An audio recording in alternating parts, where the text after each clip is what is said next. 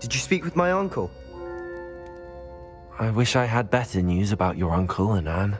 Well, what did he say? I'm afraid he wants you nowhere near Feldcroft. Nor Anne. I had to stop that goblin from killing my sister. He had no right to banish me from my own twin. If he thinks banishing me means I'm going to give up on Anne, he's sorely mistaken. He also said he cannot excuse the use of dark magic in any form, and that if he hears of either of us using it, he'll go straight to Professor Black. Huh? That relic, dark magic or not, is the key to saving Anne. To reverse that curse. I will not lose Anne for good. I should send the crest to Anne. She'll know that we need to meet. I'm afraid I don't follow. Nothing, just a thought. Now I'm more determined than ever to learn what power that relic has. What did you mean you'd send Anne a crest so that she'd know to meet you? We just lost our parents, and we were packing up to go and live with Solomon. We couldn't take everything. She was carefully organizing her prized possessions, a box of artifacts she'd collected to do with our family. Jewelry, cards, old photographs. She got to her favorite, a handmade crest, and without a second thought, she handed it to me. "This will keep you safe," she said. "It holds no enchantment, but I've kept it with me since. That's how I can reach Anne. I'll get the crest to her with plans to meet." Be careful, Sebastian. Your uncle could intercept it. We'll be expelled. Even if Ominous is upset with us, he has no love lost for his family. He'd use their connections to the headmaster if we needed his help. I shall wait to hear from you then. Thank you. I very much appreciate you standing by me through all of this. I'll send you an owl when I have news.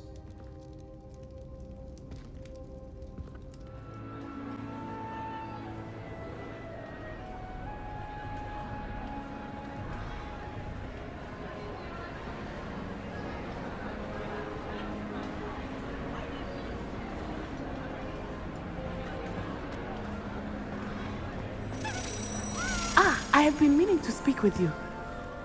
I still can't believe we escaped the Ashwinders. You may not realize it, but you are the talk of the school since you saved me that day. I wonder how everyone knows about it. I told my mother in the hope that she would be more forgiving of what I have been up to if it came from me. She likely told other professors, and news travels quickly. Unfortunately, she might, in fact, have been even less forgiving than I'd hoped. If she knew more about what you've done, I suspect she'd be proud. If she knew any more about what I've done, she would never let me out of her sight again. I'm sorry. Has Officer Singer done anything with the evidence we provided? She has not. Harlow is as strong as ever. Someone needs to stop him, whether it is us or Officer Singer. If someone had stopped the monsters like him in Matabeleland, my father would be alive today. What exactly happened to your father? It was a beautiful day. My mother had gone to tend to a neighbor who was ill, and so my father and I were galloping in the savannah. Galloping? Your father was also an animagus, I take it? He could become the most majestic giraffe, and he would carry me on his back, my arms around his neck. We were on our way home when we surprised a group of bandits who had come from our village. One of them saw me just as he removed a scarf from his face. He shouted and then aimed his rifle. He didn't want you to identify him. Exactly. In an instant, my father bowed his neck to protect me and was hit. As he fell, my father changed back into his human form. When the bandits saw this, they turned and ran in fear. Magic terrified them, and then he was gone. And it was all my fault. Your fault? How so? He died protecting me. If I had been capable of protecting myself, he would still be alive today. My mother and I tried to go on without him, but it became too much for us there. A few years later, we left to come to Scotland. Do you think taking down the Ashwinders will avenge your father's death? No. Vengeance is not what drives me. My father would not want that. He and my mother raised me to believe that it is a privilege to be able to fight for those who cannot. I know there is risk involved, but I feel it is worth it. I am glad you seem to think so too. What does your mother think about all of this? Well, as you saw, she worries a great deal. She is an excellent seer, but I think it bothers her to this day that she did not see my father's death coming. She misses him, as do I. So I believe on some level she understands my need to seek justice in a small way, but that does not mean that she likes it. Do you think your father would approve of the things we've been doing? Oh my, that is a good question. In theory, yes. Although he would worry as my mother does. But I think he, of all people, would understand my persistence. My father never shied away from a fight for good, no matter how ruthless the foe. And I think he would have enjoyed knowing that I had a compatriot like you. I'm sorry, Natty. I can't imagine what you've been through. Your father sounds exceptional. He was. Truly extraordinary. And thank you for your kind words. We all have our burdens. My father had a saying about that. Yes, I remember. Rain does not fall on one roof alone. Exactly. Soon you and I will put an end to the Ashwinders, beginning with Harlow. And once he is gone, we will turn our attention to Rookwood. We are making progress, and we will succeed. Thank you again for saving me. You deserve all of the praise you have received.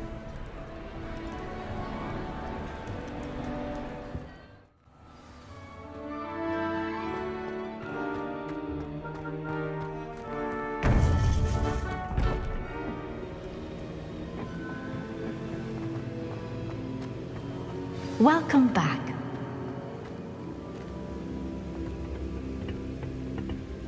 Hello, Professor. I have news. The goblins are looking for something. Another repository. They've built drills to help with their search. Most troubling. Are these repositories like the broken container I found at Rookwood Castle? They are. I fear we have no time to lose. Have a look at the map. Fortunately, the next trial is fairly nearby. It's Hogwarts. As you know, I was headmistress in my time. My portrait hangs in the headmaster's office. In fact, I witnessed Professor Black learn of your arrival. And I'll confess that I wondered about you. Wait, is the next trial in the headmaster's office? It is. I had hoped that when the time came, the occupant of that office would be of help to us. Unfortunately, this headmaster seems wildly unconcerned with anything but himself. You'll need to access the office while he's away. I understand. Very well. I'll find some way to get in. Good. I shall meet you in my portrait there. Until then.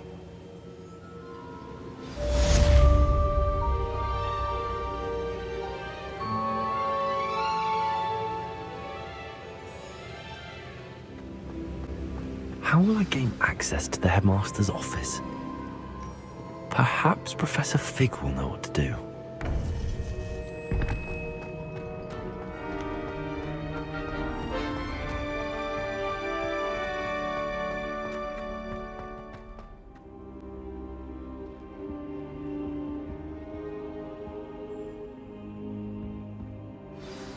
Professor Fig, the Keepers have shown me where the next trial is. Has something changed? Lodgok and I have learned that the goblins are searching for another repository, like the one we saw at Rookwood Castle.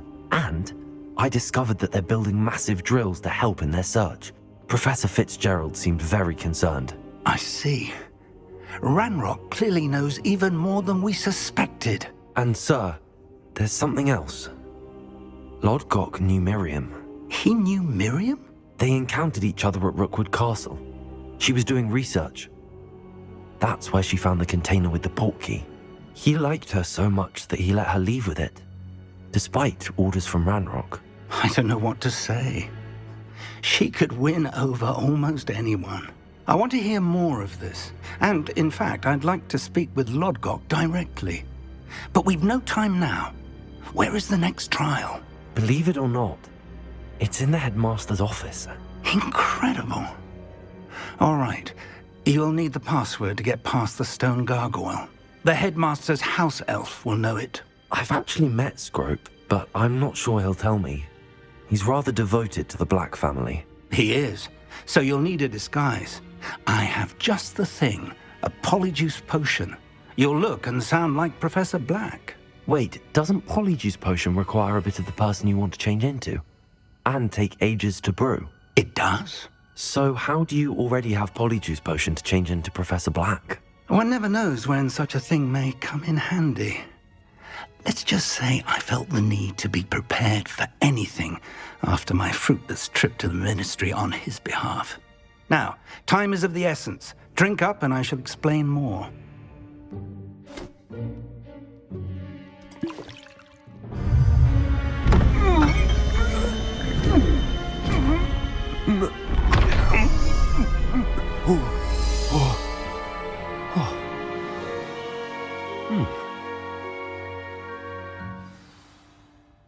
How do you feel? Incredible. I won't forget that taste anytime soon. How do I sound? Convincing. I've taken the liberty of transfiguring your robes. As we discussed, you'll need the password from Scrope, who could be anywhere in the castle. You might look for Professor Kagawa. She's taken to badgering the poor elf about Quidditch in the hopes that he can convince Black to change his mind. Thus far, unsuccessfully. I see. But what if Professor Black sees me? Leave him to me. I shall tell him where to meet a liaison from the Ministry in Hogsmeade. That should give you plenty of time. Thank you, Professor. I suppose we'll meet again in the map chamber. It's rather strange to hear gratitude coming from Professor Black. I'll see you there. Now to find the headmaster's house elf. Professor, a moment of your time, please. Professor, I was hoping to catch you. Places to be, Professor Sharp. Places to be. Of course, sir. Only, you'd asked me about a particular potion, and I did? I did, yes. Well, spit it out, Sharp. I don't have all day. Probably best not to discuss it here, sir. I assure you, Sharp, you may speak freely. Very well. I've brewed the cure for boils you wanted. I can drop it by your office when it's convenient. Of course, yes. No need for all the cloak and dagger. Simply have a student deliver it. A student. Very well, sir, if you insist. I do. And thank you, Sharp. I just hope you've brewed enough for all my boils. Now, to determine which student gets this rather I haven't time for any of you at the moment. None. None at all. Move aside. You call that a shine on those boots? Do better. What could the headmaster want? Gareth. Mr. Weasley, what are you doing here? Don't you have somewhere to be? Oh, Professor. Yes, of course. All sorts of places I'd rather be right now. Do you need something from me? I'm looking for my house elf. Surely you've seen him? Ah, the little one-eared fellow. I saw him heading to the Great Hall moments ago, muttering on about your, sterling graces, sir. I am watching you, Mr. Weasley. Mr. Redding, who owns Honeydukes, tells me some of his billywig stings recently went missing. Prime potion ingredient. And I know you fancy yourself a skilled potioneer. What? But, sir, I haven't been anywhere near Honeydukes. Bah! That's enough from you. Just know that I have eyes and ears everywhere. On your way, Mr. Weasley. Well, there's one for my diary. I'll be back here soon enough.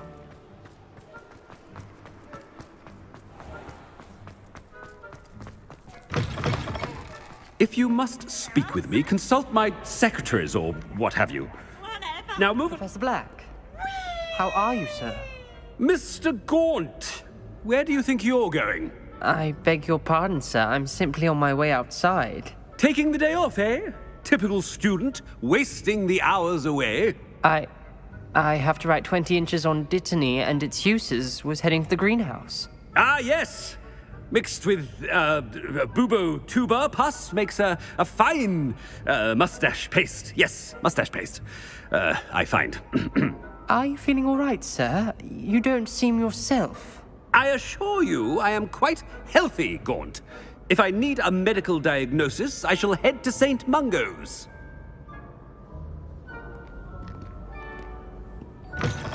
Has anyone seen my ivory-handled hand mirror?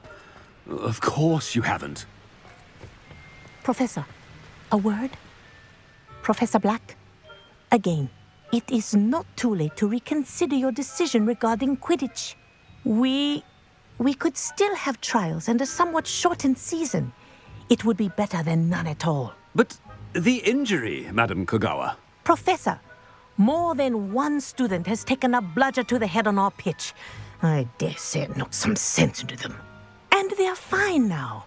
The fact that it happened to be a pureblood, well, that's no reason to... What nonsense! That you would trivialize the health of a student over a silly game. A silly game? You are quite impossible sometimes.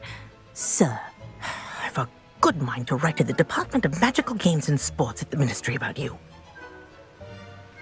Good idea. I can even provide the parchment should you need it. Now, where is my elf? Parchment? Very well, I will, and with pleasure. And I spotted Scrope in the Great Hall. Seems to be avoiding me. I wonder why. Good day, Madam Kogawa. What did we do to deserve him as a headmaster? Stand proud, purebloods. The future is yours.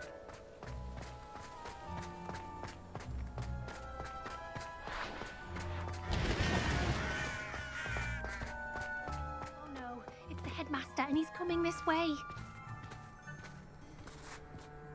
Miss Broom, a word. Oh, Professor, this is an interesting surprise.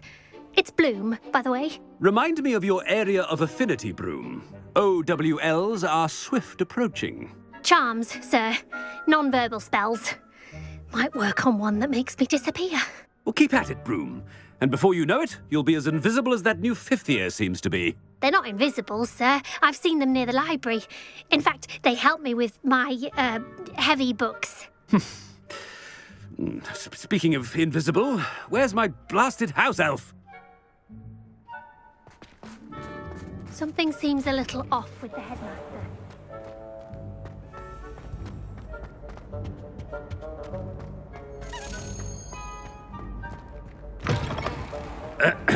I wonder almost daily why I accepted this appointment from the Ministry. Professor, a word, please. Hello, Professor Black. Ah, Professor Weasley. How delightful to see you. Sir? Since I have you here, I wonder if I might, speak with you about Professor Fig. Oh. Very well. I've decided to give him a bit more leeway with his time. Leeway, Professor? Are you sure that's wise? I confess I do worry for his students. He's rarely here as it is. Ah, well, yes. He's handling some official ministry business for me. I see.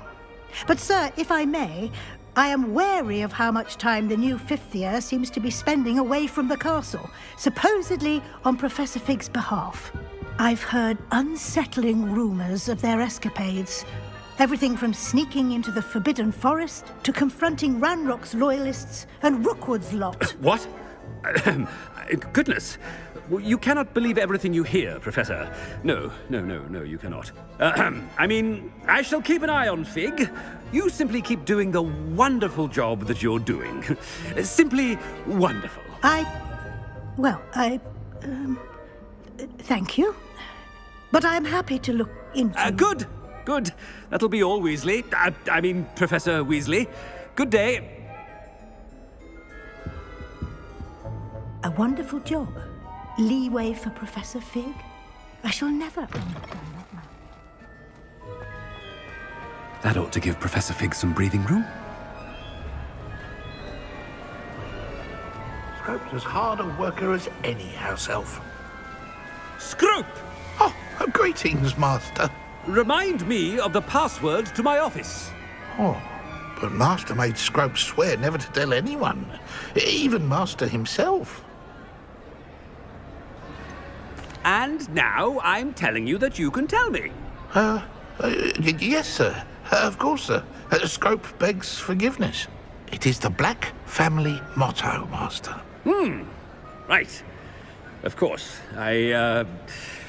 Master does remember it. It's purebloods forever, isn't it? Close, Master. Scrope thinks Master is indeed testing Scrope. It is always pure. Obviously. And, of course, as Master knows, in French. Yes, of course. I order you to pronounce it for me. Oh, Master knows that Scrope's French is most pitiful. Oh, very well. Toujours pure. There is another matter, Scrope. I confiscated this filthy diary from a student. It smells of squid and seawater. Oh, Apollonia's diary. That is quite a surprise, Master. What do you wish Scrope to do with this treasure? Rubbish. Whatever you wish, Scrope. It's your treasure. Now, off with you! The Polyjuice potion's wearing off. I best get out of sight. Ahem! Attention, students! I hereby decree that the Great Hall be forthwith decorated in the stunning banners of Slytherin.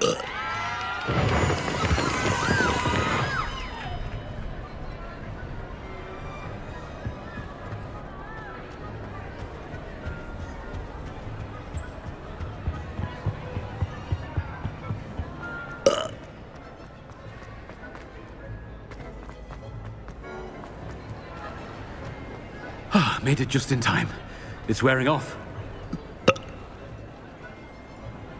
Fig was right. I can't believe it worked. Now to speak the password to the gargoyle.